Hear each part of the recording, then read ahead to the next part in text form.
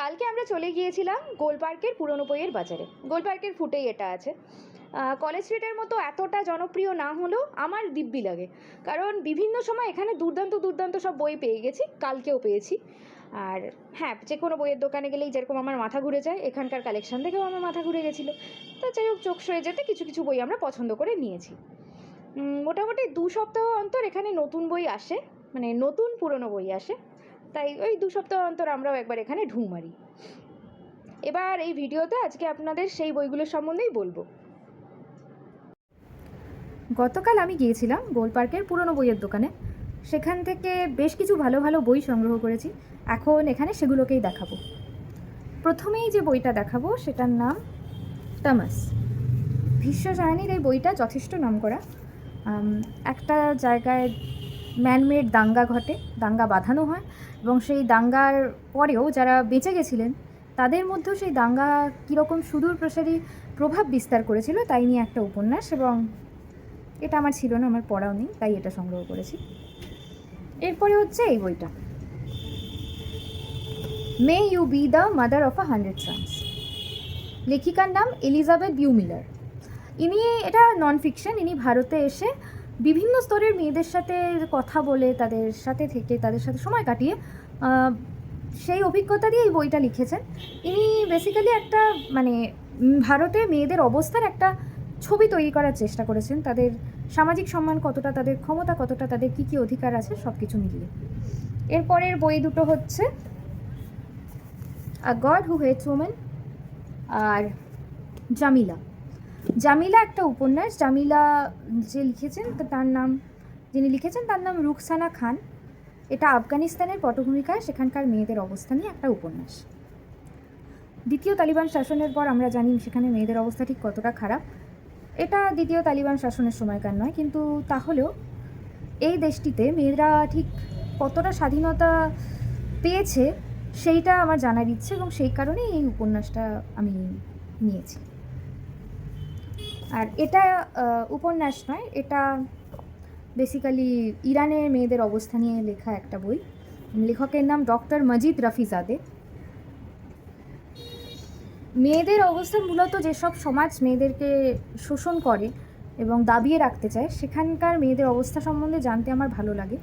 ভারতের মেয়েদের অবস্থা অনেকাংশেই জানি, কিন্তু অনেকাংশেই আমি জানি না।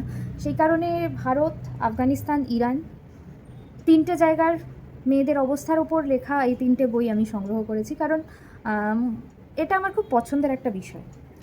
এরপর যে বইটা আমি দেখাবো, এই বইটির লেখক আমার খুবই পছন্দের লেখক, কিন্তু ভদ্রলোক যৌন হেনস্থার অভিযোগে অভিযুক্ত, এবং প্রায় 2 দশক ধরে তার বিরুদ্ধে এই ধরনের কাজের অভিযোগ আছে। সেই কারণেই আমি ভদ্রলোকের নতুন বই আর কিনি না, কিন্তু এটা সেকেন্ড হ্যান্ড। এই এডিশনটা আমি দেখিনি আগে, এখন আর পাওয়া যায় না। আর এইটা আমার পড়া নেই, তাই গুড ওমেন্স, নীল গাইম্যান।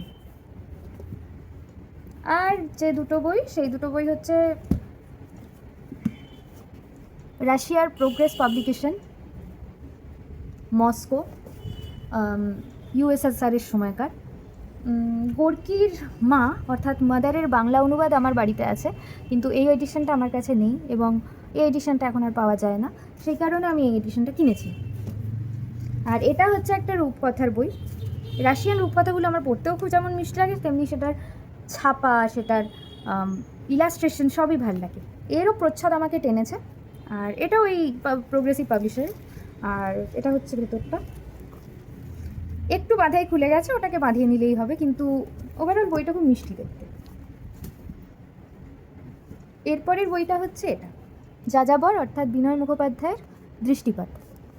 এই বইটার সম্বন্ধে প্রচুর শুনেছি, কিন্তু পড়া নেই, আমার কাছেও নেই, তাই।